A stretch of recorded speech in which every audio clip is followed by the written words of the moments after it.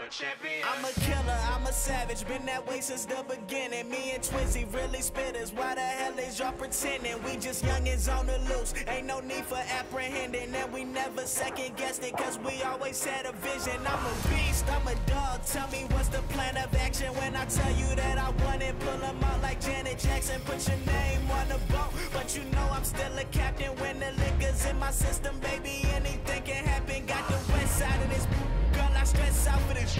Got that cold blood in my veins like a reptile in this. Gotta make room for my team, don't get exiled in this. Trying to find Mr. Right and get you left out of this. Yeah. I've been trying to find my way back home. I've been riding down this road too long. Yeah, mama, I'm coming. I'ma keep running and running. I'm a champion. I'm a champion. I'm a champion. I'm a champion. I'ma keep running and running. I'm a champion.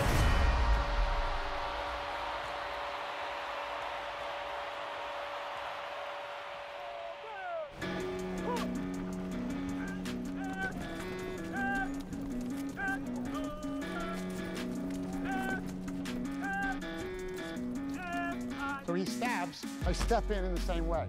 Now my hand slides down, and where are we at? I've been teaching fighting techniques to government agencies for more than 15 years, including the US Marines, US Marshals, US SWAT teams, and US Navy SEALs. He's gonna stab me. I go here, and then I go here, and then I could go here or here. Nearly all the techniques I teach are banned in the sport of mixed martial arts. I can control the direction of the muzzle, you guys see that? These are some of the most effective and damaging moves you could use in a real-life situation, be it in self-defense, If I'm here, on the street, then I knee. or in war. Straight into the trachea. Now you're gonna knee, step back, and then rip. And the gun comes out. Good. This is life or death for these guys, and I'm honored to share this knowledge. Let's see your muscles, James. Let's see your muscles. Oh, yes. Go on, do it again and again. That's right. That's it. Power. James, he was a very lively child, quite hard to control. His teacher said to us, I'm finding it difficult to cope with him because he is so not aggressive, he is so... Lively, really. Lively, yes, I think that's probably the better word.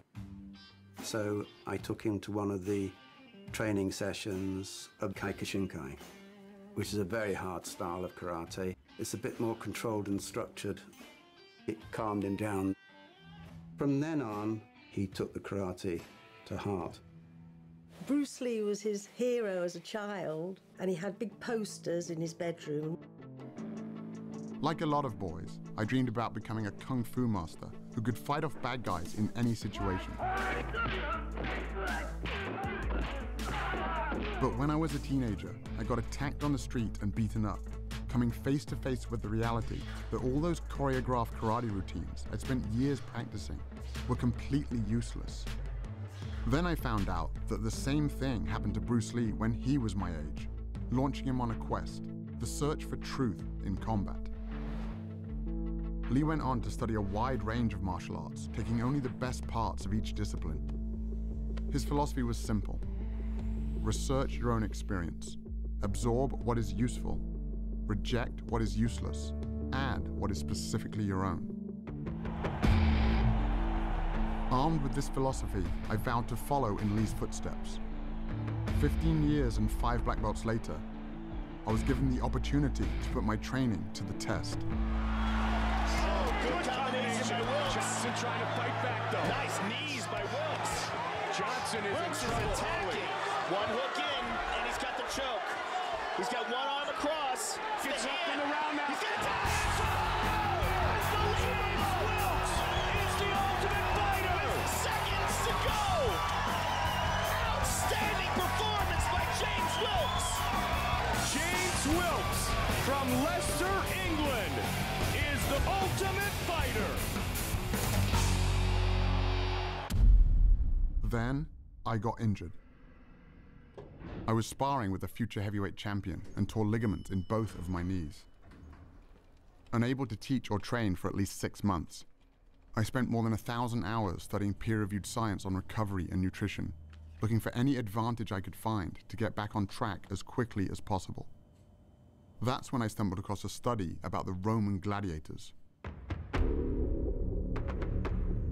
The gladiator graveyard from Ephesus is the only one with a significant number of individuals buried there. Archaeologists recovered the remains of at least 68 gladiators. There have been more than 5,000 bones analyzed for the study. We found in the cross-section of the bone very high bone mineral density, which indicated intense training and high-quality diet to build up strong muscles and strong bones. This diet gave the gladiators the nickname hordeari, which means beans and barley muncher. We know different food sources give different amounts of strontium in the bones. High strontium levels in vegetarians, low strontium levels in carnivores. If there is low strontium in the sample, the flame will stay blue. If there is high strontium levels, it will change from blue to red.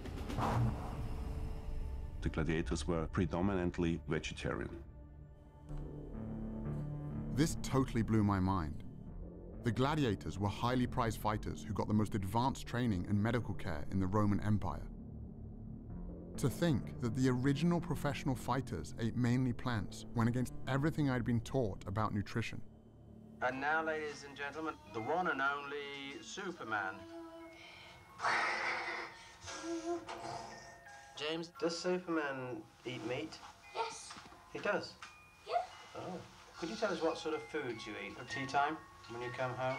Nearly the same as dinner, but egg and lamb chop. Do you think all the other children should eat those sort of foods? Yes. In order to get strong?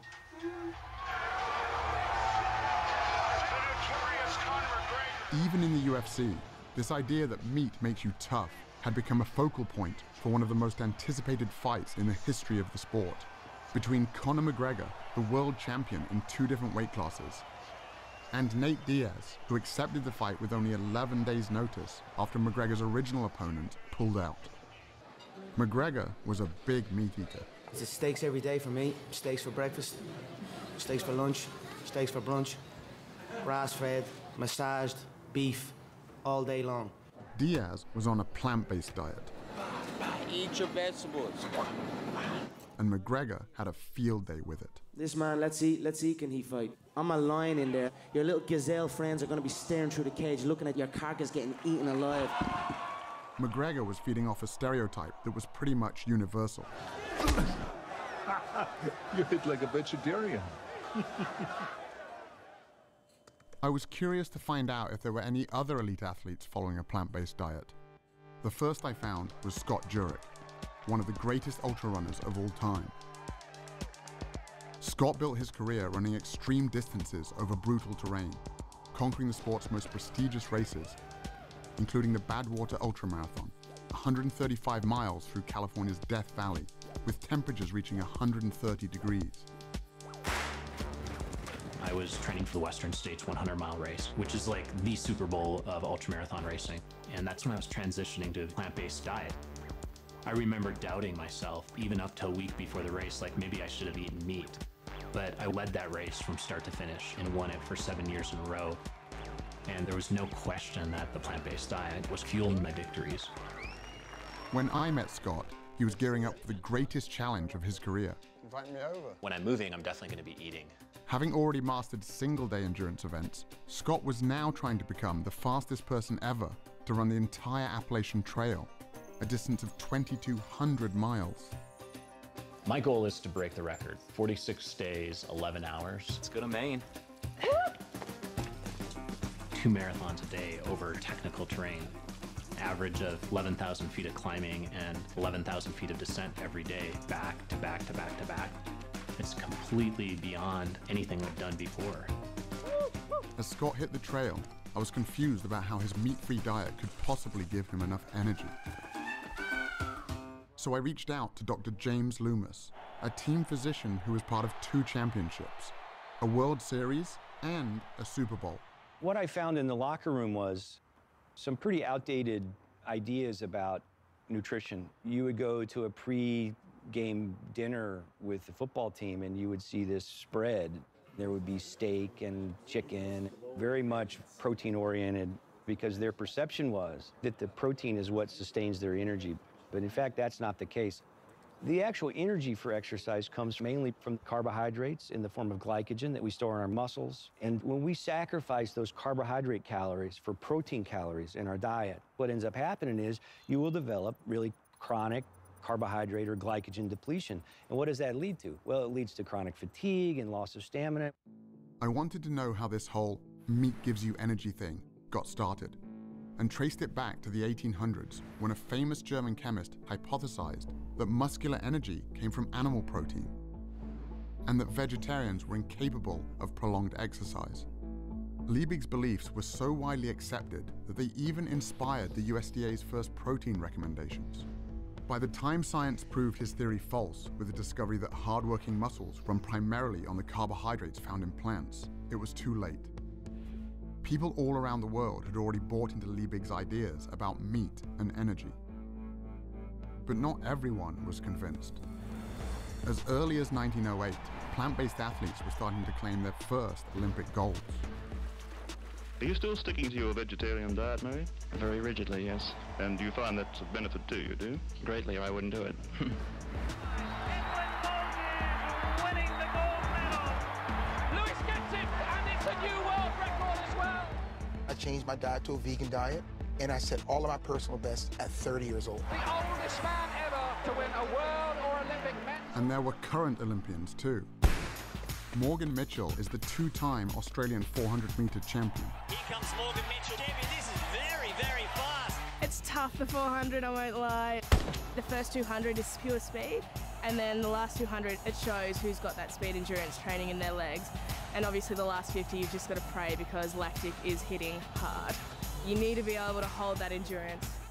She also represented Australia at the 2016 Summer Olympics. A lot of people had doubted me when I first became vegan, but my energy levels increased incredibly.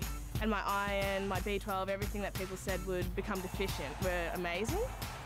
I thought, I'm going to make sure I'm beating them all on the track. I mean, we're all friends, but it was pretty cool to finish my Australian domestic season undefeated. And to win the Nationals was obviously that little cherry on top. Morgan Mitchell, she's tearing away from the field. There was also Dotsie Bausch, an 8-time USA national cycling champion and 2-time Pan American gold medalist. My event in track cycling requires a massive amount of explosive power. Let's go, ladies. Go, go, go. First of all, we have to get off the line, and we're starting from a dead start with one gear. We have to be able to move that mass, that weight, off the line and get it up to speed within 3/4 of the length of the track. My training regimen involved 6 days a week, climbing mountains up and down for at least 4 and 5 hours a day, hard track sessions, and then big gym sessions. I grew up in Kentucky, so that's the land of casseroles and barbecue and meat. So when I transitioned over to an entirely plant-based diet, I wasn't sure if I was gonna survive. And I actually became like a machine. I got up from being able to move about 300 pounds on the inverted leg sled to moving 585 pounds, 60 reps, times 5 sets. To move that kind of weight, you need more than just energy. You also need strength. In other words, protein. I just couldn't believe that Dotsie, or anyone for that matter, could get enough protein eating only plants. I think one of the biggest misconceptions in sports nutrition is that we have to have animal protein, and in particular meat, to get big and strong and perform at a high level. That's just clearly not true. All that protein that you get when you eat a steak or a hamburger, where did it come from? It came from the plants that the cow ate. I was surprised to learn that all protein originates in plants. Cows, pigs, and chickens, it turns out, are just the middlemen. In fact, the largest study to compare the nutrient intake of meat eaters with plant eaters showed that the average plant eater not only gets enough protein, but 70% more than they need. Even meat eaters like me get roughly half of their protein from plants. But athletes need more protein than most people do. So I crunched the numbers from the study and realized that based on the amount of calories I was eating, I'd still be getting more than enough protein to build and maintain muscle. For example, 1 cup of cooked lentils or a peanut butter sandwich has about as much protein as 3 ounces of beef or 3 large eggs. But what about the quality of the protein? I'd always heard that plant-based protein was inferior. Proteins are strings of amino acids, and there's some amino acids our bodies can't make. Those are the essential amino acids. So we have to get them from food. And one of the arguments about animal-based proteins being superior is that plant-based proteins aren't complete, so you're not going to get all the amino acids, and that's a fallacy as well.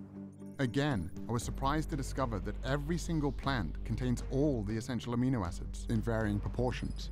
And when it comes to gaining strength and muscle mass, research comparing plant and animal protein has shown that as long as the proper amount of amino acids are consumed, the source is irrelevant. This all sounded great in theory, but all the athletes I'd met so far were pretty lean. If getting lots of protein without animal foods really wasn't an issue, where were all the big guys?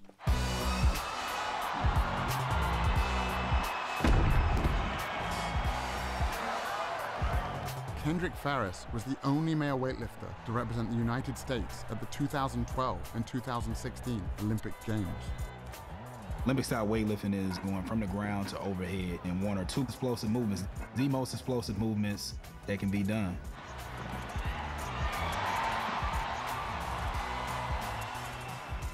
When I made the switch to a plant-based diet, they were like, I don't know how you're gonna lift that much weight, and you're not gonna be eating anything, you're just gonna eat grass, like how are you gonna be strong? I qualified for my 3rd Olympic team, you know what I'm saying? I broke 2 American records. I won the Pan Am Games. I was like, man, like I think I should have done this a long while ago. Like, why didn't I research this before? And Kendrick wasn't alone.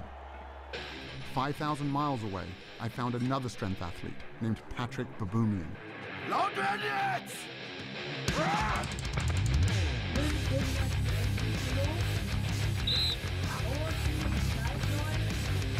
Patrick is one of the strongest men on the planet, with multiple world records, including the front hold, the keg lift, and the log lift.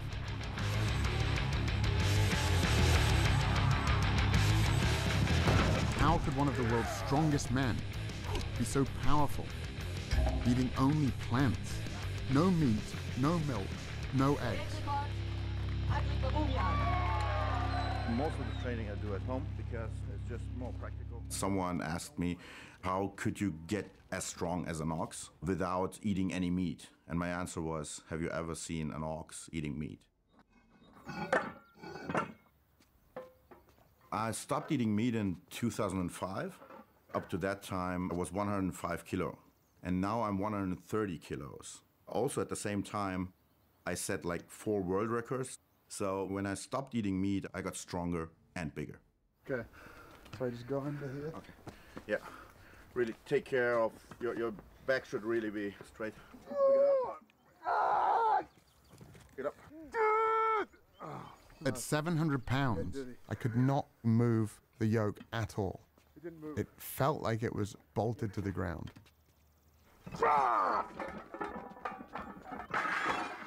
And that was just his warm-up weight. It's hard to fathom how strong Patrick really is. It's almost superhuman.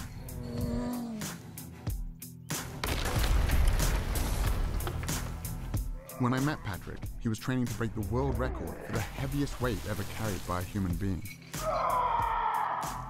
To break that record, Patrick would have to carry 1,224 pounds. That's the weight of a horse, a distance of 33 feet. The thing with the yoke is, if you really, really go insane with the weight, when you do a step and all the weight is on one leg, it sometimes feels like your bones could just break.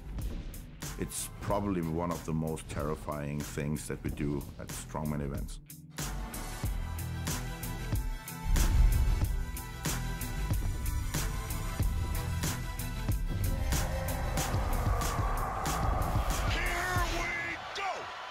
When Nate Diaz stepped into the cage to face Conor McGregor, the Vegas oddsmakers had Diaz as the 4-to-1 underdog. He caught him again with a submission. Diaz trying to finish with a submission. He's got it. That's it. He's got the choke. Nate Diaz. He's got it. He has done it. Nate Diaz beats Conor McGregor. Oh my goodness. Nate Diaz, you just shook up the world. How's that feel? Hey, I'm not surprised, motherfuckers. It's a bitter pill to swallow. It was simply a battle of energy in there, and he got the better of that, so. 9 days out from the fight, I started eating 2 steaks a day, and it just came back to bite me on the ass, you know? This was the greatest upset in UFC history, and it turned out Nate wasn't the only plant-based fighter out there. I stopped eating meat probably like around the end of 2012. I grew up not even knowing about half of these other vegetables. Asparagus to me just came out like 5 years ago. You know what I'm saying? It's just like, as a kid, it was like, asparagus, we ain't never see that. I'm like, what's that? Bryant Jennings is a heavyweight title contender, best known for going the distance with Vladimir Klitschko, one of the greatest boxing champions of all time. My early years growing up in Philly, the only thing we knew was spinach in a can, collard greens, and Popeyes, KFC, everybody frying chicken. Most people say, oh, where do you get your protein? As if everybody that's in KFC is looking at the back of a bucket, like, yeah, how much protein is, y'all don't know. So y'all really don't know what y'all eating. I'd never really thought about it like that before. What else was in the food I was eating? An experiment to help answer that question was being conducted by Dr. Robert Vogel, co-chair of the NFL's subcommittee on cardiovascular health. What you eat immediately before an athletic endeavor really can have major impact on how you perform.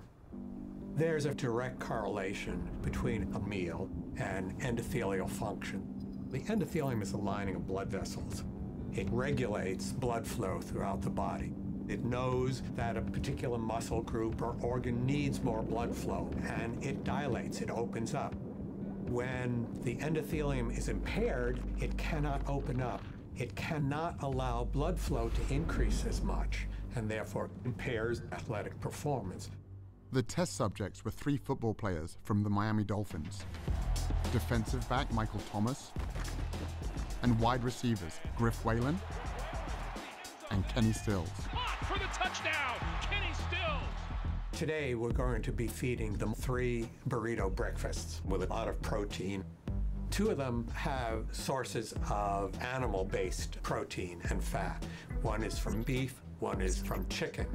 Third is a plant-based burrito, which has beans in it. So the protein and the fat came from a plant-based source. Tomorrow, we're going to feed them all bean burritos. We're looking at the impact of eating a different meal on the same people. All right, here's the beef. Thank you. Chicken here, and I have a plant-based one here as well. Thank you. Griff has been plant-based for 4 years, so he got bean burritos on both days. On away games, we always eat fried chicken, we eat Popeyes. I love fried chicken, I love Popeyes, and I'm gonna eat Popeyes every time. 2 hours after each meal, the players had their blood drawn and put into a centrifuge. The red blood cells sink to the bottom. An amber-colored fluid called plasma rises to the top. If the plasma is see-through, it means there's not much fat in the blood, and the endothelium is likely functioning well. Michael, today's blood and yesterday's blood. This is a plant burrito. This is a meat burrito. Look at the difference it makes in what circulates in your bloodstream. Cloudy. Cloudy. And that's on top is the fat circulating in your blood from the meat burrito. Gotcha. Griff, you're the vegan. Here's your blood from today and your blood from yesterday. Nice and clear, both of them. So the fat from the avocado doesn't have that kind of effect? That's right. Kenny, you're the fried chicken guy. You want to see your chicken? There it is. Yeah, it's pretty gross to see. Sources of animal-based protein and fat have a tremendous impact on endothelial function. That lasts for 6 or 7 hours after you eat. So if you have bacon and eggs for breakfast, or a hamburger for lunch, and a steak for dinner, this is going on all day long. Your blood is always cloudy, and the ability to operate at your best is always impaired. Damn. I guess I won't be eating my fried chicken no more. Dr. Vogel's experiment was backed up by numerous studies measuring how a single animal-based meal can impair blood flow. I also found a large body of research showing that plants have the opposite effect, improving endothelial function and increasing blood flow. Controlled studies show that simply drinking beet juice before training allows subjects to cycle 22% longer and bench press 19% more total weight. I've seen races where it has come down to the 1,000th of a second. Sometimes you have to do things that you know your competitors aren't doing, getting every single advantage you can. Knowing I could get enough energy and protein was one thing, but seeing what a single animal-based meal could do to an athlete's blood sealed the deal. It was time to give this plant-based thing a try, but there was only one meat-free meal I could think of. Hi, what can I get for you today? Could I get 2 bean burritos, please? Bean or beef? Bean. All right, I'll see you at the window, okay? Thank you. You're welcome.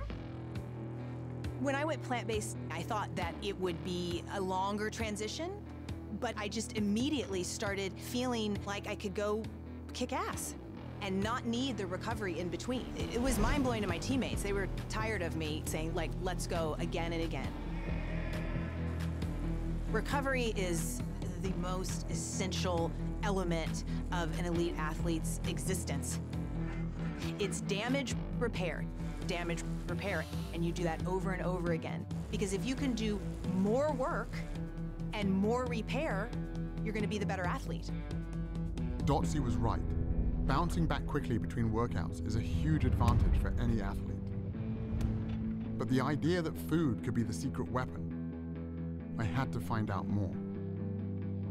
Dr. Scott Stoll is a former Olympian and a team physician for the USA Olympic team. I work with professional athletes that are very interested in protein. Protein's important, but which package is your protein coming in is the better question to answer. The plant-based protein versus the animal protein, which package is going to help the body overcome inflammation and help the body to recover? In animal products, you're getting protein packaged with inflammatory molecules like Nu-5GC, endotoxins, and heme iron. When we consume animal products, it also changes the microbiome, the bacteria that live in our gut. And the bacterial species that have been shown to promote inflammation overgrow and begin to produce inflammatory mediators like TMAO. The study that showed that a single hamburger impairs blood flow also showed that it can increase measures of inflammation by 70%. In the arteries, inflammation reduces blood flow. In muscles and joints, it can increase soreness and delay recovery.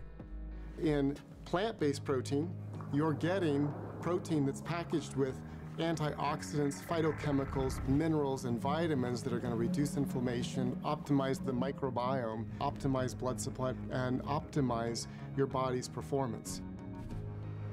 The antioxidants Dr. Stoll was talking about are found almost entirely in plants, which have, on average, 64 times the antioxidant content of animal foods. Even iceberg lettuce has more antioxidants than salmon or eggs. As a result, switching to a plant-based diet can help reduce measures of inflammation by 29% in just 3 weeks. I was about ready to retire, as I should have been, because I'm like 35 at that time. But I just kept getting better, and so they had to take me to the Olympics. We were complete underdogs as Team USA. In our semifinal ride against Australia, we were down by 1.7 seconds. No one's ever come back in team pursuit from a deficit that large. And we beat them on the line by 8/100ths of a second.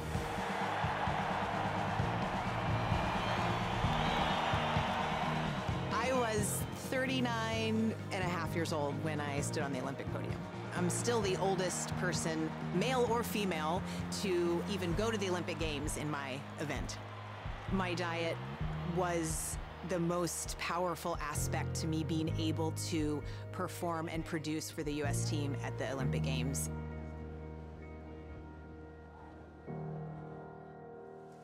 All of these athletes and their stories were impressive, but my goal from the beginning was to recover from actual injuries, like the damage I'd done to my knees. And he's down at the line of scrimmage in the arms of Derek Morgan. Derek Morgan had been on a similar journey. In the NFL, the injury rate is 100%. It's a violent game. Hit hard and goes down there. And so how you respond to injury and how quickly you heal from injury is important, because if you're not on the field, you're not helping the team. I was reading the research and seeing that a plant-based diet could be beneficial specifically for recovery. And so I started incorporating it, and I started seeing really good results with it. I was recovering better. I wasn't getting as sore. I was a lot less swollen. Basically, to confirm what I was feeling, I got my blood tested. 6 months after being on the diet, all of my markers were down, my blood pressure, my cholesterol. But the main thing I was looking at was the inflammation marker in your blood, and mine was almost obsolete. It wasn't there anymore. A whole food plant-based diet is going to optimize the growth of blood vessels into damaged tissue. It's going to lay down new tissue in tendons and muscles. It's going to stimulate their immune system to fight off infections. So almost at every level, eating the right foods is going to accelerate the healing process. 6 weeks into my personal plant-based experiment, I went to the gym to see if I could notice a difference.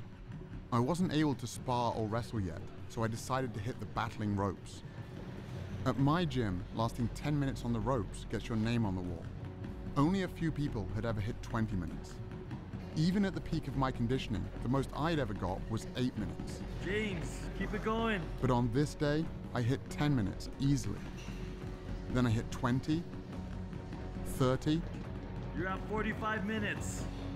I thought, holy shit, I'm gonna do an hour. I went past the hour mark by about 1 minute and just thought, all right, that'll do. I can't believe you just did that, man. The only thing that had changed was my diet. I couldn't get going. That's yeah, off the record, right? Yeah. Freaking hour. When I was growing up, the toughest guy in the world to me was my dad. He taught me the value of self-defense and was always there to help me when I got into trouble. But now, he was the one who needed help. So you had a heart attack? Correct. Had you had much in the way of symptoms prior to this episode? No, never before. After my dad got out of the hospital following emergency heart surgery, we got on a Skype call with Dr. Caldwell Esselstyn, an internationally renowned heart disease researcher from the Cleveland Clinic. Always been, I think, very fit. So somewhat of a surprise. Well, no, not a surprise. In all of Western civilization, there is nothing more common than coronary artery heart disease. And that is because of the foods that most people eat every day. Do you happen to recall into which of your arteries did they place the stent? Was it into the left anterior descending or the right? After seeing how much a single animal-based meal can affect healthy young athletes, I couldn't help but wonder what a lifetime of these foods might have done to my father's heart. In all of our studies, we found the same thing. These same biological mechanisms that affect performance also affect our health. Chronic inflammation, oxidative stress, and endothelial function. When you eat animal products, you start to form plaques in the coronary arteries. Plaque formation in the arteries doesn't just limit the function of the arteries, it can also block the blood flow. And that's when the heart starts to have some real problems keeping up with the demands of the body. In terms of heart disease, oftentimes there's confusion. People think that, well, I don't eat red meat, so I'm okay. We know that it's more complicated than that. It's not just red meat. It's not just the fat.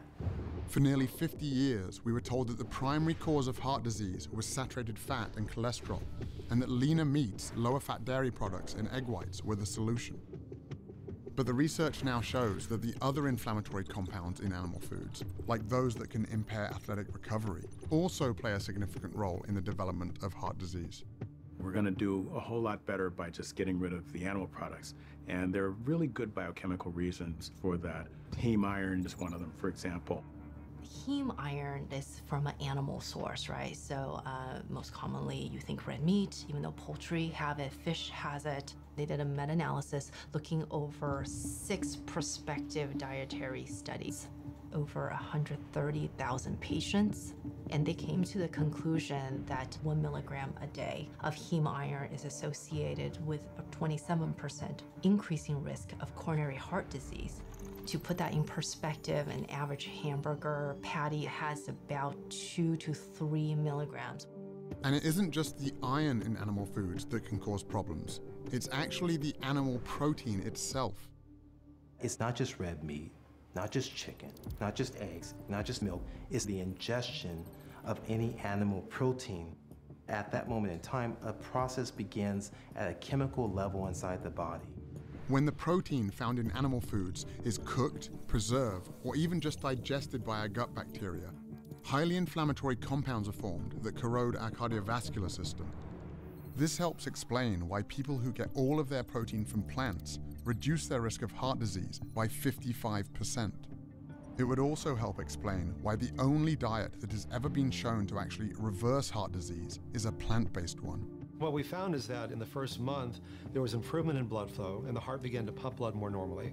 After a year, even severely clogged coronary arteries became measurably less clogged, and even more improvement after 5 years. But in the randomized control group, who were doing just what their doctors told them to do at the time, less red meat, more efficient chicken, little exercise, and so on, their arteries got more clogged after 1 year, and even more clogged after 5 years.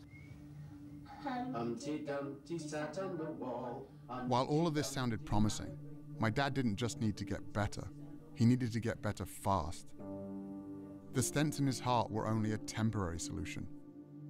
He could have another heart attack at any moment. I found some hope at a firehouse in Brooklyn, where Dr. Esselstyn's son Rip, a former firefighter and professional triathlete, was launching some of New York's bravest on a powerful new program. What's the #1 killer of firefighters in the line of duty? Heart attacks. 67% of firefighters who perish from the line of duty die of heart attacks. So this right here, that is what we call a healthy artery. The blood can flow through this huge opening here, and this is what happens after decades on the meat and dairy diet. Okay? If you guys have been eating this way, I want you to take the 7-day rescue challenge. We bought you guys plant-based groceries. I want you to give yourselves the chance to see what your internal biochemistry does in just 7 days. I know my cholesterol's elevated, my LDLs are always very high. The same job that I was doing like 10 years ago without an effort, without taking an effort. Despite working out all week, playing sports, my cholesterol's high and growing by about 10, 15 points every year for the last 5 or 6 years. I realized a couple salads a week, it doesn't really cut it. I got 2 kids, so hopefully I'll feel better, have more energy, and add some years to my life. I went to see if I could get my dad to make these same changes to his diet as soon as possible. Well, what are you suggesting? Well, let's do the shopping. Tomatoes, cucumber, we have hummus dips. But my dad can be a little stubborn, Soya yogurt, and that's about it, I think. so I wasn't feeling that hopeful. We'll just drink tea. I come from a town called Melton Mowbray, known in England as the rural capital of food. It's the home of Stilton cheese and the world-famous Melton Mowbray pork pie. The pace of change here is very slow. And my dad, like most of us, is a product of where he grew up. I just couldn't imagine someone as set in his ways as my father making such a big switch. On the top there was another 20 quid. He was 50 quid a lot. Until I got home and went back to the gym. You push me. Go here. I've spent years working out with Lucius Smith. He was a cornerback in the NFL, has a black belt in jiu-jitsu, and was my strength and conditioning coach. That's it. More arms. I told Lou about the research I'd been doing and what happened to my dad. and he'd never mentioned this before, and he said, "I've been on a plant-based diet for almost 10 years. Lou is 60 years old, not far off my father's age. Most guys my age can keep up with their grandchildren. My grandchildren can't keep up with me. When I went from an animal-based diet to a plant-based diet, my blood pressure went down to like 110/70. My heart rate, sometimes it's been under 50, like 48, 47. I'm more focused, I'm more relaxed, and I noticed that I have a lot more energy because of the plant-based diet.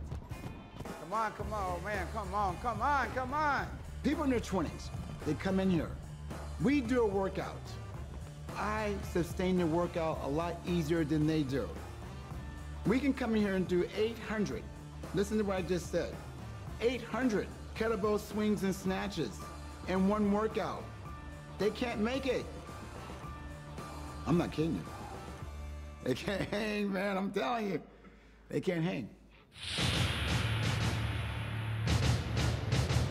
There was another guy my dad's age who had also made a big change.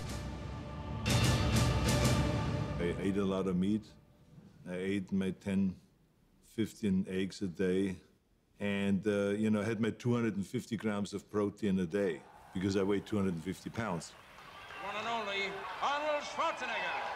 But as I got older and as I started reading up on it, I recognized the fact that you really don't have to get your protein from meat or from animals, as far as that goes.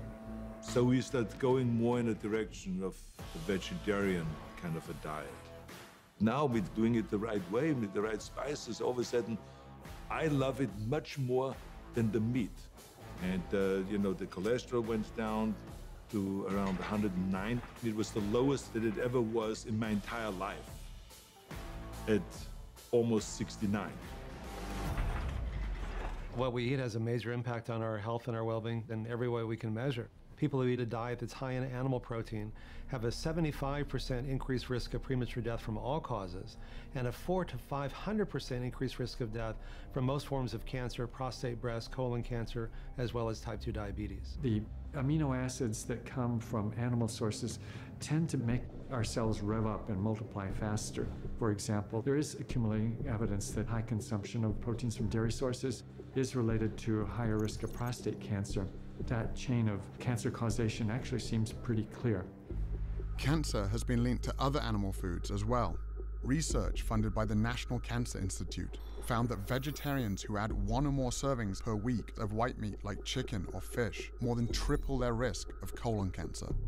So it's not one set of dietary guidelines for improving your performance as an athlete, another one for reversing heart disease, a different one for reversing diabetes, a different one for reversing prostate cancer. It's the same for all of them. As groundbreaking as all of this nutritional science was, I also found it really confusing.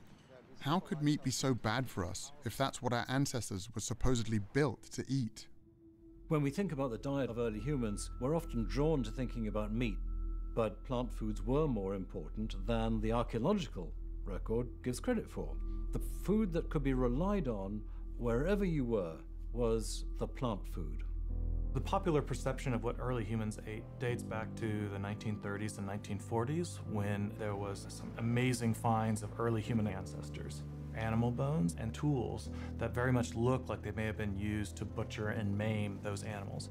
So very early on, we had this notion that meat had a disproportionately larger role in the diet of early human ancestors than it actually did. The bias in the archaeological record toward stone and bone preservation over things like plants has led to a very skewed view.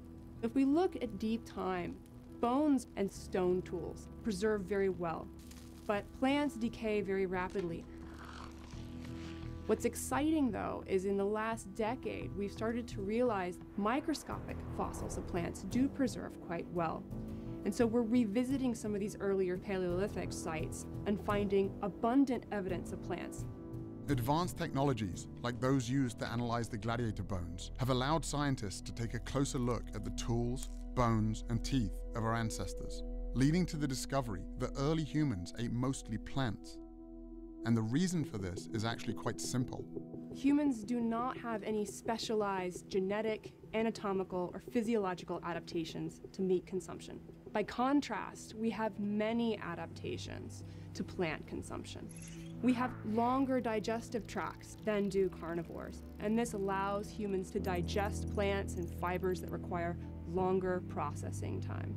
We also lack the ability to produce our own vitamin C. Vitamin C is found in plants, so the fact that we cannot make our own indicates just how reliant upon plants we actually are. This is why we have trichromatic vision. This is very different from carnivores, which have dichromatic vision.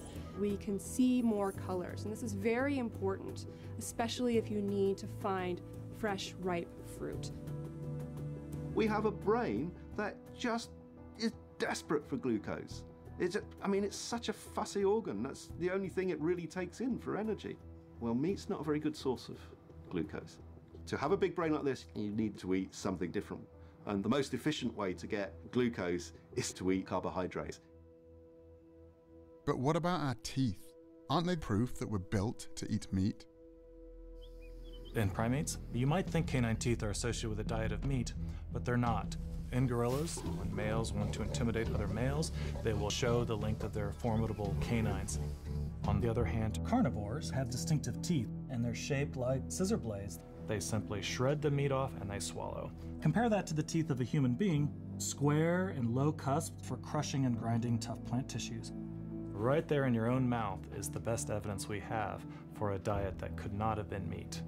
If you just got placed in some ancestral environment, the best thing you could be equipped with is not a very sharp spear. The most important thing you could be equipped with is knowledge of which plants you can eat. Suddenly it all made sense. The reason an animal-based diet isn't good for us is because our bodies aren't built for it. It's simply the wrong type of fuel. The only thing that didn't really fit was B12, an important vitamin that everyone kept warning me you could only get from animal foods. It turns out that B12 isn't made by animals after all. It's made by bacteria that these animals consume in the soil and water. Just like with protein, animals are only the middlemen. Before industrial farming, farm animals and humans could get B12 by eating traces of dirt on plant foods or by drinking water from rivers or streams. But now, because pesticides, antibiotics, and chlorine kill the bacteria that produce this vitamin, even farm animals have to be given B12 supplements. And up to 39% of people tested, including meat eaters, are low in B12. As a result, the best way for humans to get enough B12, whether they eat animal foods or not, is simply to take a supplement. When I caught up with Scott a full month into his 2,200-mile trek, he had fallen well behind record pace. Not even a week into the journey, I developed a quadricep tear. I had to start thinking, okay, how am I going to get through this? There are no rest days when you're setting a speed record on the Appalachian Trail. I needed to recover while I was still pushing my body to the brink, waking up the next day and the next day after that and doing the same thing. I really had to trust in my training and trust in my nutrition to help me get up each morning at 4:30 and put another 50 miles in. With only 12 days left to break the record, Scott still had 550 miles left to go. They were experiencing record rainfall in Vermont when I went through, and there's just no way that I could be prepared for it. I was trying to make up all the ground that I'd lost with the injury, trying to get back on record pace, getting 2 to 3 hours of sleep or less, night after night after night, going over some of the most remote stretches. I put in 26 hours straight. But the Appalachian Trail keeps throwing more and more mountains at you. It never really lets up. And by the time I actually got to New Hampshire, the White Mountains just obliterated me.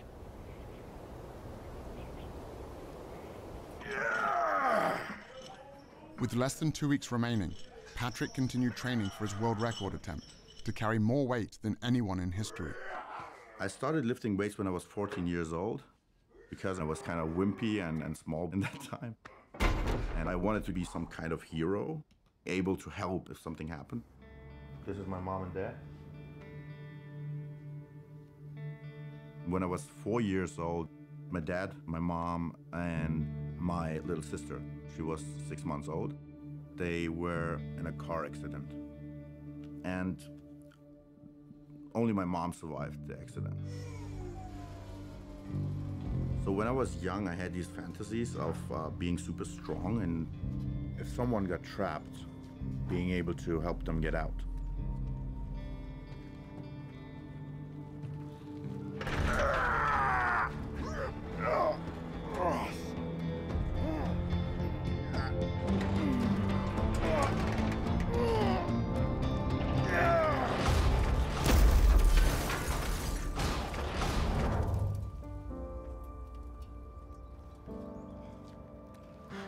For any guy watching that day, it wasn't just a car Patrick had crushed. It was a myth they'd been fed their entire lives. Steak. That's what a man eats. Made from stuff guys need. Eat like a man, man. There's no one that can relate to that better than I do, because I've lived in that world. Steak is for man. Go me! They showed us commercials, burgers, George Foreman with the grill. Yeah. And the big sandwiches and all that stuff. Eat like a man and be full like a man. This is great, great marketing by the meat industry. Serious man food. Selling that idea that real men eat meat. You look like more of a man with a quarter-pounder in your hand. But you got to understand, that's marketing. That's not based on reality. Okay, I'm going to take you down to the exam room. When I think of a manly man, I think of somebody who has strength, endurance, sexual prowess, and fertility. And in fact, what the scientific studies are showing is that the more meat men eat, the more quickly they lose their manly manhood. The blood test with the Miami Dolphins measured how a single meal could affect blood flow throughout the entire body. I asked Dr. Spitz if he could conduct an experiment with 3 collegiate athletes, but this time on a more specific part of the male anatomy. So, here's a model of a penis. Dr. Spitz is the lead delegate of urology for the American Medical Association. When it comes to the penis, he literally wrote the book. Now, you're going to be putting this device on yourself. One ring goes on the base of the penis, and the other ring goes on at the tip of the penis, just behind the head of the penis. It knows how tight to squeeze to know when an erection is starting, because when it squeezes, it'll determine, oh, it's now of a larger circumference, something's happening. What we're going to look at is what effect the meal you have has on your erections that night. And you're going to be eating 2 different kinds of meals. For this study, on the first night, we gave the guys burritos that had meat, beef, chicken, pork, but really high-quality meats, grass-fed, organic. On the second night, we gave them very similar burritos, but we swapped out the animal portions for plant-based protein. That's really good. I thought this was gonna be nasty, I'm not gonna lie. I didn't think we were gonna eat a burrito, I thought we were gonna get a salad. This study is going to take advantage of a natural function that occurs in men when they sleep.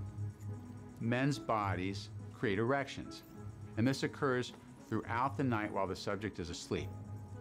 And once an erection happens, this device can sense it, and a printout is generated of how firm the erection was, how long it lasted, and how many of them there were, to see if we can see a physical effect on erections as a result of what they just ate for dinner. This is where we take a look at the results. So Mason, I'm going to give you your results first. Oh, cool. Let you take those out. Okay. The bigger the circumference, the harder the erection. And so you'll notice that that first circle, which is the meat meal, is not as big a circle, it's not as hard an erection as that second circle, the vegan meal. Now let's look at the second sheet. The second sheet is a accumulation of how many erections and for how long you had over the course of the night. So that first stubby graph is really, it's not the size of your penis. I'm struggling. It's not the size of your penis, it's how many minutes throughout the night you had erections. Wow. Blake, let's take a look at your results. Oh, no. Okay? Hold composure. And look, again, like Mason, you were more erect after the plant-based diet than the meat-based diet. Okay, how about how often you had erections?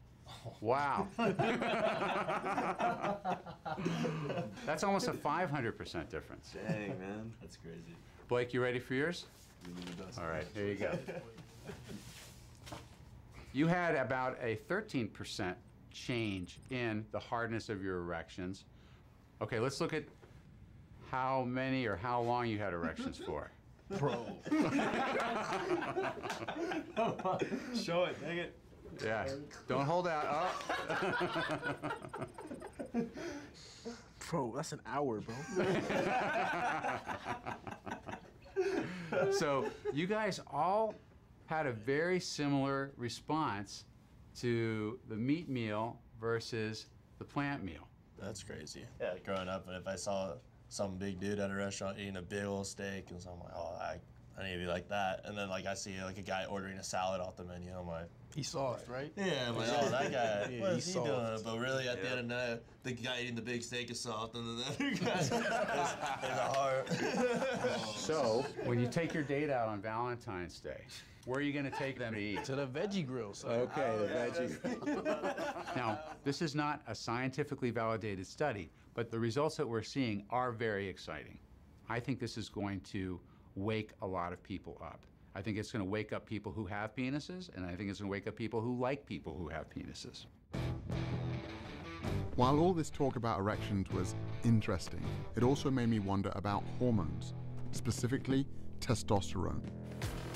I've never eaten a piece of meat in my entire life, and I've never had an issue with testosterone. I've gotten blood tests, and all my levels are right where they need to be, and clearly I don't have any trouble building muscle. Studies comparing men who eat animal foods with men who don't have consistently demonstrated no difference in testosterone levels. I found this hard to believe, since plant-based diets often include soy products, which I'd always been told were loaded with estrogen. I post a lot of my food, and if it includes any type of soy products, out of 100 comments, you've got 20 to 30 of them saying, hey, well, I heard that soy raises estrogen levels. Well, that's not the case. Soy, it turns out, contains phytoestrogens, compounds that look like estrogens but can actually have the opposite effect, blocking some of our body's estrogen receptors and preventing real dietary sources of estrogen from taking hold. The foods that contain real estrogens are animal foods like chicken, eggs, and dairy, which can have a significant impact on our hormone levels. Simply drinking cow's milk can increase a man's estrogen levels by 26% in just 1 hour, while dropping their testosterone levels by 18%. Another hormone strongly connected to diet is cortisol, a stress hormone linked to reduced muscle mass and increased body fat. Research has shown that people who replace animal foods with high-carbohydrate plant foods experience an average drop in cortisol levels of 27%. This is what I always heard, like, you can't go lean, you can't go shredded vegan because you have so much carbs. But I'm standing here in the best shape of my life, easy. I already knew that processed carbs, like white flour and sugar, can lead to weight gain. But what I didn't realize is that unprocessed carbohydrates, like oats, bananas, and sweet potatoes, are associated with decreased body fat. An 8-week weight training trial also found that those consuming a normal amount of carbs gained 2.9 pounds of muscle mass, while those in the low-carb group actually lost muscle. A typical bodybuilding diet is a very low-carb diet. So these guys that haven't had a carb in 2 weeks, they're walking around like zombies. I'm backstage eating all the carbs that I want. They're like, how are you eating that right now when you look this shredded?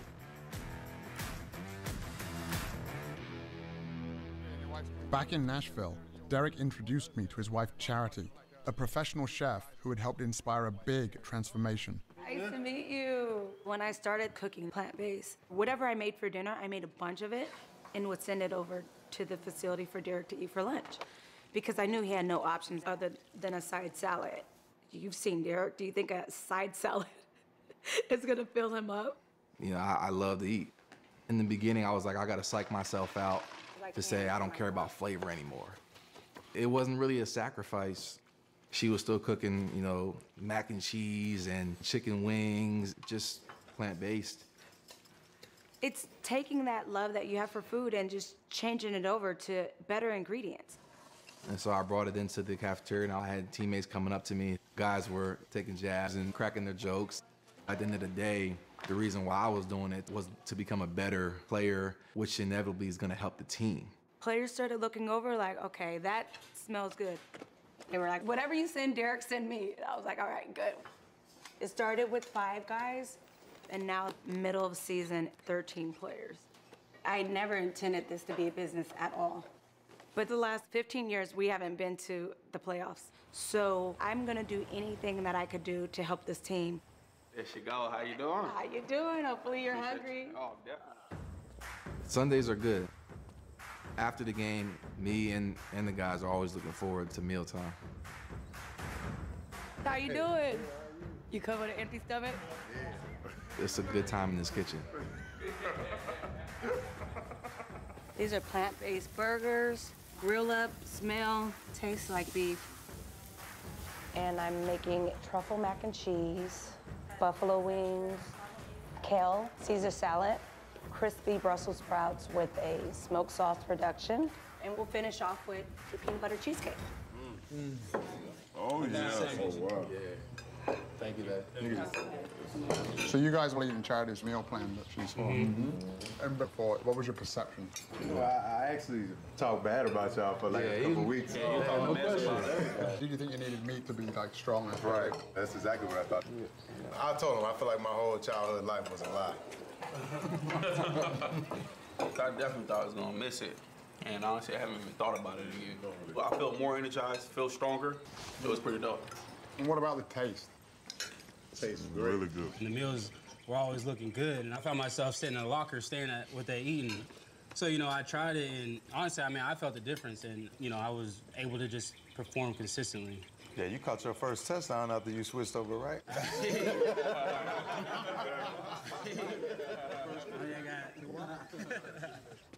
6 months into my new diet, my strength, endurance, and recovery were better than ever. My dad's health was on the mend. Even my wife and kids were on board. But I was also pissed off. Why didn't everyone know about this? And then I remembered my grandfather, who died of heart failure at the age of 63 after more than 4 decades of smoking. A paratrooper in World War II, he got hooked on cigarettes during a time when young people like him were being sold the idea that smoking was actually good for you. Babe Ruth, idol of millions. To sell this idea, the tobacco industry turned to famous athletes, the ultimate symbols of fitness and health. After a game, Carl Furillo of the Dodgers looks for a mild cigarette. A Camel, of course. But right around the time Babe Ruth died from throat cancer in his early 50s, the scientific evidence was starting to stack up, so a new marketing plan was required. According to this nationwide survey, more doctors smoke Camels than any other cigarette. For years, the tobacco industry said that their cigarettes did not cause cancer. And they trotted out their own paid researchers to come out with statements to confuse the issue. Despite their efforts, cigarette ads were eventually banned from sports broadcasting, just in time for another big industry to step up to the plate and start playing the same game. What's in the bag? Big Mac? Play for it. With a new generation of athletes, including me. But it wasn't long before the evidence against animal foods started stacking up as well.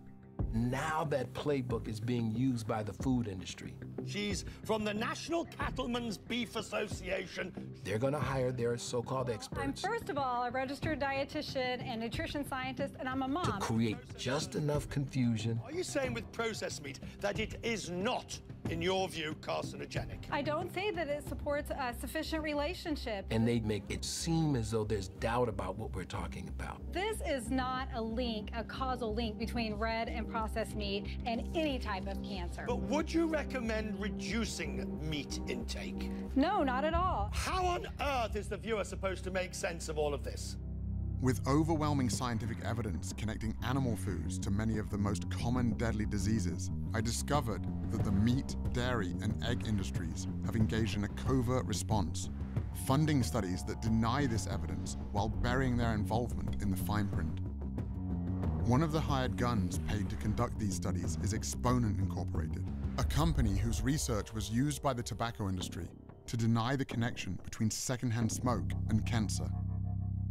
For more than 50 years, Exponent has generated studies that challenge the health risks of everything from asbestos, arsenic, and mercury to animal foods. The formula works beautifully for people selling food. It works beautifully for people selling drugs to treat the diseases that bad food causes. And it works beautifully for the media, which can give us a new story about diet every day. Here we go again. New guidelines are muddled and confusing, and not by accident. Eggs are in. So happy about the eggs. I know, I'm happy about the eggs. Eating bacon is okay. Absolutely. Okay, butter. Butter is back. But despite the appearance in our media of confusion, there is massive global consensus about the fundamentals of a health-promoting diet, and it's a diet that every time, no matter whether it's high in fat or low in fat, higher in carbs, lower in carbs, in every population, every kind of research, it's a plant food predominant diet. Every time. Just when I thought I'd uncovered every dark secret of the animal foods industry, I got invited to train a paramilitary group in Zimbabwe with a special mission. Okay, so just be very careful, guys. Stay on the rocks. Yeah. So these guys are now listed as critically endangered. There's only about 5,000 of them left on the planet. They're basically being hunted to extinction because of the value of their horn. Around $40,000 a pound.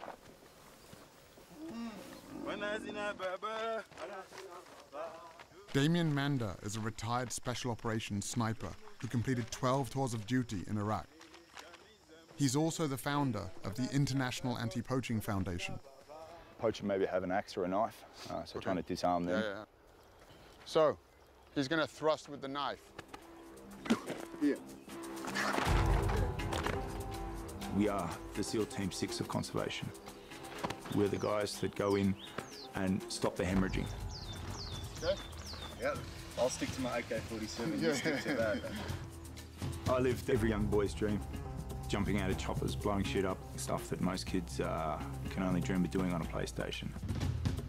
I came to Africa because I was looking for the next 6-month adventure.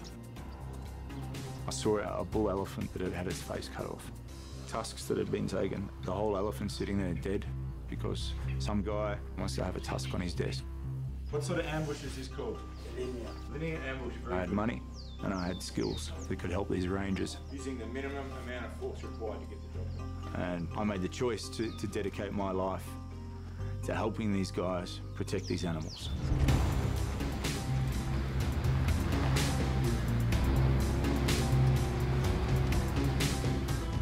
After making that choice, though, I started to realise that every day I was going out on patrol and protecting one animal and coming home at night and putting another animal on the fire. And I knew I was full of shit. I created this flexible morality that was convenient for me, because if you don't eat meat, you're some sort of vegan that shrivels up into a string bean. In my mind, I justified it. There's enough cows on the planet, they're not going to go extinct. But the longer I thought about it, the more I started to accept what I already knew. The easiest way to protect other animals is just not to put them in your mouth. This whole fantasy that we need meat to get our protein, it's actually bullshit. I mean, look at a gorilla. A gorilla will fuck you up in 2 seconds. What does a gorilla eat? I just do the same things as these big grey things out here that we're trying to protect, elephant and rhino. I just stick to plans. The rangers that we support patrol 5 million acres of wilderness, protecting these endangered species. But the actual biggest threat we have is the meat industry and the land that they are continually taking away from what we have left of these natural wilderness areas. Inch by inch, yard by yard, mile by mile.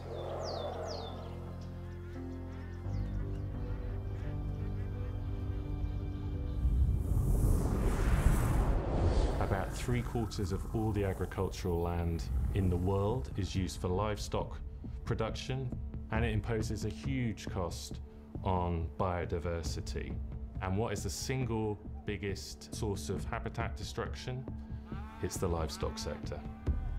Meat, dairy, egg, and fish farming use 83% of the world's farmland, yet provide only 18% of the world's calories.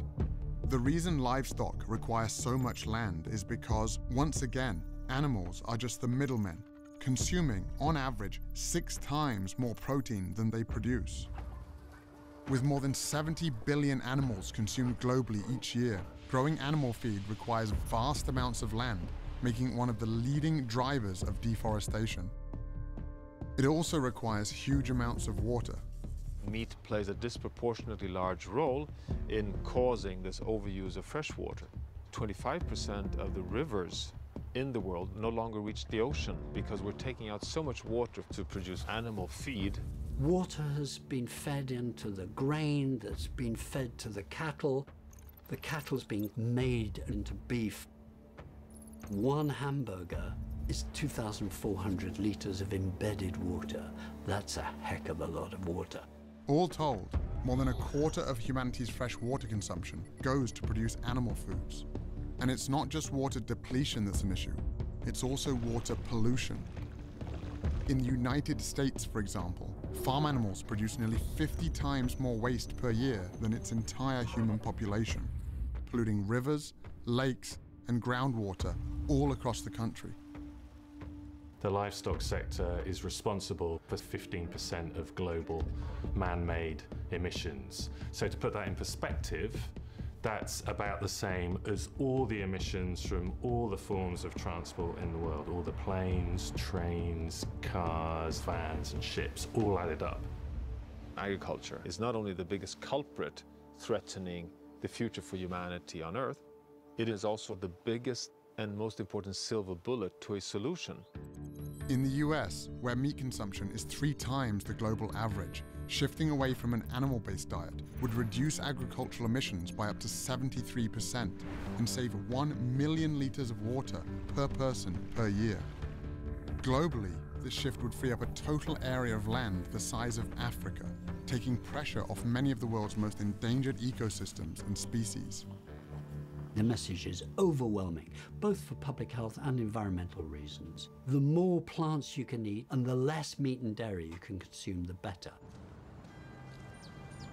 After learning how much is at stake if we don't change the way we eat, I went back to Brooklyn to find some hope.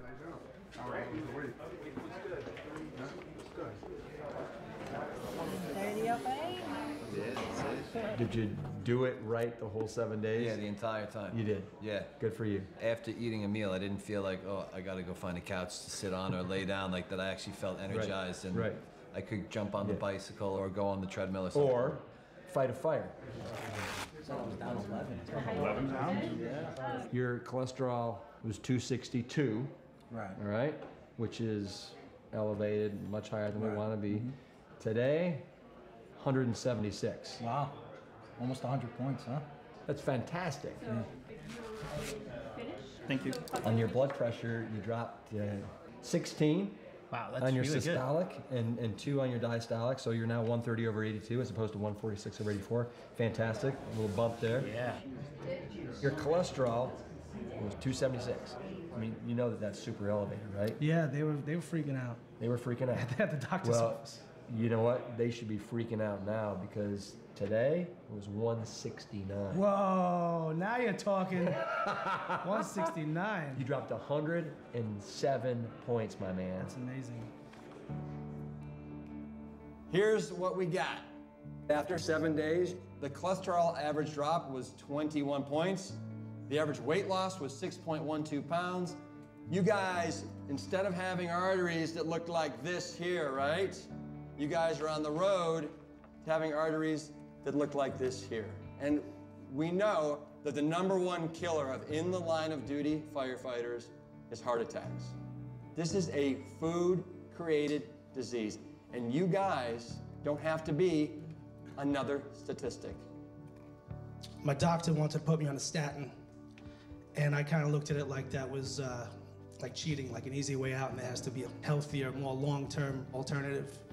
And then when this opportunity presented itself, I took it.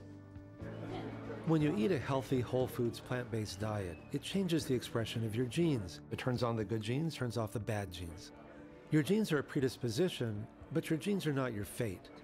And even if your mother and your father and aunts and uncles all died of diabetes, cancer, even heart disease, it doesn't mean that you need to. Once I get to here, I'm going to come up and I'm going to drop my head on his face. With help from my new diet, I've fully recovered from my injuries and am back to teaching self-defense. Or I can chop here and start down here. But with a critical new component, internal defense. You can get improved blood flow that allows more oxygen, more nutrients to the muscles. And it's not just the athletes. Armed with the truth in nutrition, I now have the tools to help protect more lives than ever before. It's good. Is it? Yeah.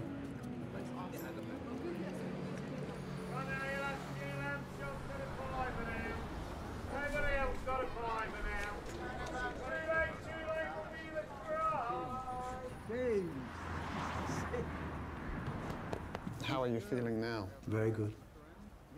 The figure that I read, it was 85% likelihood of your first attack, and that kills you. That's a high percentage, which makes me feel very blessed. Happy birthday, dear Pops. Happy birthday to you. Thank you. We've gone down the vegan route, and we now have soya milk. Marsha makes sure I have my vegetables. Insists on it now. How old are you? 71. 71. Glad to be here. What's up? What's good with you? Bruce Lee understood that the quest for truth is only useful if you're prepared to take action on what you find. It's best to lead by example. Most people say, oh, I just can't become vegan. I said, you're right, it's a process to it. I'll give you guys some vegan chocolates. People have this idea in their head that if they're going to do something, it's an all or nothing approach, and that's not the case at all. If you go to people and say, you must stop eating meat, they will say, fuck you. Who the fuck are you to tell me how to eat? But if you explain it, say, hey, why don't you try once a week? Just chill it with the meat. 50 years ago, no one talked about, hey, maybe you should just get your protein from vegetables. But now, there's many, many athletes, professional athletes in all kinds of different sports that have done extremely well staying away from animal foods. Lewis Hamilton wins the German Grand Prix! We all want to feel great. We all want to look great, have more energy. And the most important thing is about having the right fuel in your body. I can't remember feeling this great in my whole 32 years of my life. At the 20, cuts back at the 15, and Matthews goes! Opening play, touchdown for the Titans! And I don't ever remember a comeback like this. This is unreal. This was our best season in the last 15 years. Sack, that was Orakpo and Derek Morgan. And we had about 14 guys on plant-based diets. Jarrell Casey, Brian Orakpo. Bright spot in this game was this Titans defense. Oh my goodness! Double-digit sacks for Derek Morgan. He had his best season of his career. Titans on their way to the playoffs. We did it, baby! And the playoff win on my birthday was probably the pinnacle of my career so far. Everybody's talked about the defensive line in this diet. It was the burritos. It was the breakfast burritos. That's what it was. That'll get you to the playoffs.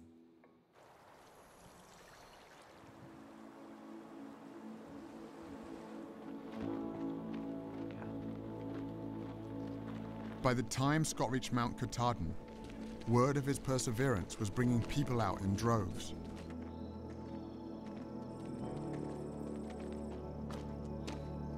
But after 46 days and nearly 2,200 miles, Scott had only a few hours left to break the record. This will be the heaviest weight that anyone has ever carried on their shoulders. Patrick will be attempting 555 kilos, which is 1,224 pounds. This is an official Guinness World Record. The potential of the human body is immense.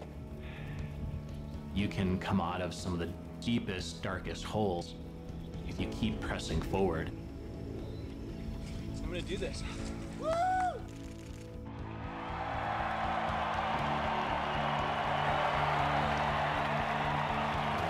Here we go! World record in hand! Scott Jurek is one of the world's most accomplished ultra-marathoners. His latest quest, the Appalachian Trail. It takes most hikers 5 to 7 months. Jurek did it in 46 days, 8 hours, and 7 minutes.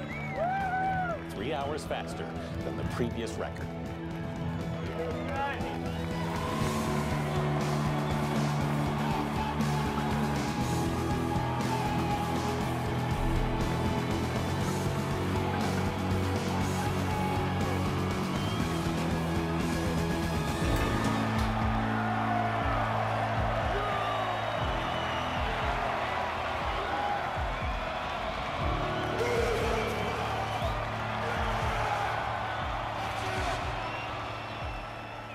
It's not about being the strongest and the biggest. It's really about what are you going to do with your strength and what are you going to do with the power that you have.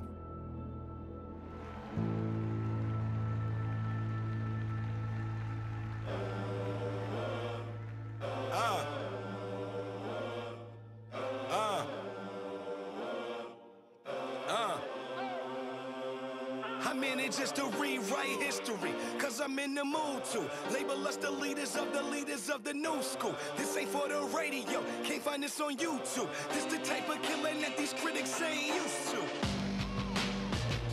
Victorious, victorious. I basically start my day with a big smoothie. Some greens in it, like kale or spinach, some pea protein. Pancakes really at the top, because I like breakfast food anytime. Like, it's no wrong time to have that. I love my toast with peanut butter. Lunch, I would make a veggie burger. Avocado's a really big one for me. I'm addicted. A big salad with veggies, quinoa, rice. I call it the trough bowl. And then at dinner, anything from Japanese to Mexican. I love Indian food and also the Thai curry. Really, I like pizza. If I'm about to just chow down, like really get it, man, a lasagna. If you like chicken nuggets, okay, they have vegan nuggets. If you like meatballs, they got vegan meatballs. A lot of pizza, pasta, and burgers, sometimes even at the same time.